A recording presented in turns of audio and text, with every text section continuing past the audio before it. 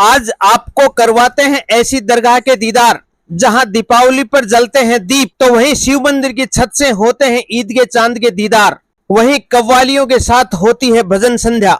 ये भाईचारे की अद्भुत मिसाल है। यह दरगाह भाईचारे का संदेश दे रही है।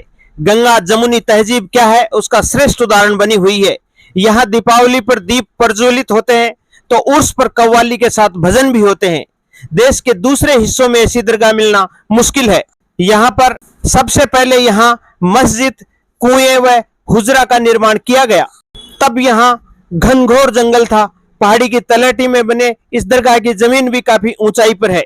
उस समय पानी ले जाना बहुत ही कठिन काम था। हजरत कमरुद्दीन शाह का जन्म राजस्थान के झुंझुनू जिले के नुआ गांव में सरदार खां के घर हुआ। उनका निकाह सिरियासर गांव में हुआ। उनके बेटी हुई तो घर पर खुशियां मनाई गई, लेकिन ऊपर वाले ने ये खुशियां ज्यादा दिन तक नहीं दी। कुछ दिन बाद बेटी चल बसी। यही सदमा कमरुद्दीन शाह की पत्नी नहीं झेल पाई और वो भी कुछ दिन बाद चल बसी। कुछ समय बाद कमरुद्दीन शाह के पिता का भी इंतकाल हो गया। ऐसे में छोटी सी उम्र में गहरे सदमे लगे। इसके बाद नौकरी के लिए बिसाऊगढ़ पहुंचे।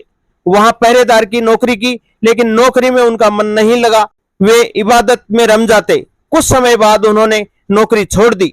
बिसाऊ में इस दौरान उनकी दोस्ती संत चंचलनाथ से हुई, जो उन्हीं के हम उम्र थे। चंचलनाथ की सलाह लेकर वे बिसाऊ छोड़कर झुंझुनू के निकट इस्लामपुर गांव आ गए।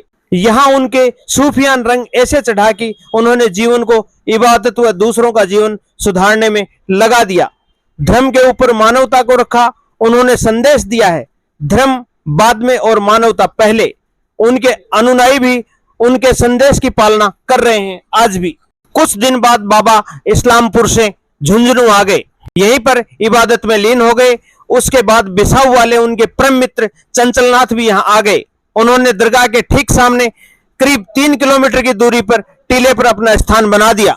चंचलनाथ व हजरत कमरुद्दीन शाह आपस में गहरे मित्र थे। उनकी दोस्ती की मिसाल पूरे भारत में आज भी दी जाती है। उन्होंने मंदिर व दरगाह के बीच एक सुरंग बनाई। ये सुरंग गुदड़ी बाजार होते हुए टीले पर जाती थी। दोनों ही सुरंग के माध्यम एक दूसरे के स्थान पर पहुंचते थे। ये सुरंग आज भी कायम है। हजरत कमरुद्दीन शाह ने इसका निर्माण शुरू करवाया। इससे विस्तार दिया हजरत हादी शाह ने वर्ष 1857 में। इसका निर्माण शुरू हुआ। इसे पूरा होने के करीब 22 वर्ष लगे।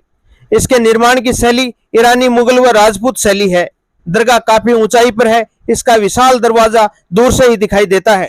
इस दरगाह में भारत के प्रधानमंत्री से लेकर मुख्यमंत्री व बॉलीवुड के बड़े सितारे भी यहाँ आ चुके हैं। अपनी फिल्मों की शूटिंग भी कर चुके हैं।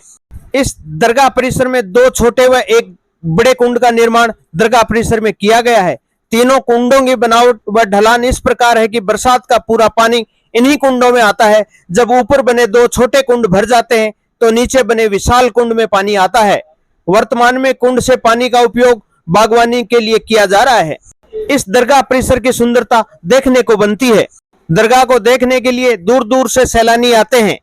सरकार को भी ध्यान देना चाहिए। ऐसे पर्यटन स्थल के विस्तार पर और भी ज्यादा ध्यान देना चाहिए, जिससे सैलानी आसानी से इस दरगाह तक पहुंच सके। ऐसे ही वीडियो देखने के लिए चैनल को सब्सक्राइब करें, वीडियो को लाइक करें और शेयर करें।